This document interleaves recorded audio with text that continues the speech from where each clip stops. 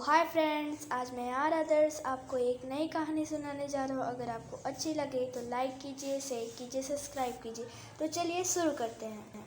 एक प्रसिद्ध लेखक, पत्रकार और राजनयिक पुष्पेंद्र कुलश्रेष्ठ, जो बेहद ही हंसमुख स्वभाव और आकर्षक व्यक्तित्व के धनी हैं। उनकी पत्रकारिता देश ही नहीं अपितु विदेश में भी प्रसिद्ध है। उन्होंने वैसे जगह पर भी पत्रकारिता की है जहां अन्य पत्रकारों के लिए संभव भी नहीं है।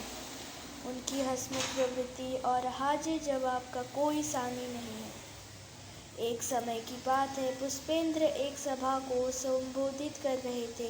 सभा में जनसैलाब उमड़ा था। लोग उन्हें सुनने के लिए दूर दूर से आए हुए थे। उन्होंने जब अपना भाषण समाप्त कर बाहर निकले तब उनकी ओर एक भीड़ ऑटोग्राफ के लिए बढ़ी। पुष्पेंद्र उनसे बात करते हुए ऑटोग्राफ दे रहे थे। तभी एक नौजवान उस भीड़ से पुष्पेंद्र के सामने आया। उस नौजवान से उसने कहा, मैं आपका बहुत बड़ा श्रोता हूँ, प्रशंसक हूँ। मैं साहित्य प्रेमी हूँ, जिसके कारण मुझे आपकी लेखनी बेहद रुचिकर लगती है। इस कारण आप मेरे सबसे प्रिय लेखक भी हैं। मैंने आपकी सभी पुस्तकें पढ़ी हैं और आपके व्यक्तित्व को अपने जीवन में उतारना चाहता हूँ, किंतु मैं ऐसा क्या करूँ जिससे मैं एक अलग पहचान बना सकूँ, आपकी तरह ख्याति पा सकूँ।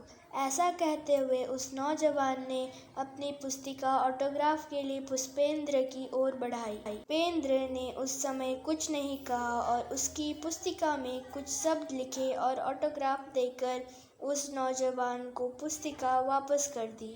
इस पुस्तिका में यह लिखा हुआ था, आप समय स्वयं को पहचान दिलाने के लिए लगाएं। किसी दूसरे के ऑटोग्राफ से आपकी पहचान नहीं बनेगी। वो समय आप दूसरों लोगों के लिए देते हैं, वह समय आप स्वयं के लिए दें। उनके इस जवाब को पढ़कर बेहद प्रसन्न हुआ और पुष्पेंद्र को धन्यवाद कहा कि मैं आपका यह वचन जीवन भर याद रखूंगा और अपनी एक अलग पहचान बनाकर दिखलाऊंगा। पुष्पेंद्र ने उस नौजवान को धन्यवाद दिया और सफलता के लिए ढेर सारी शुभकामनाएं भी दी।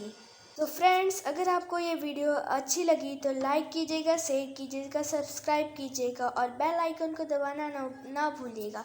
Okay, bye bye, thank you.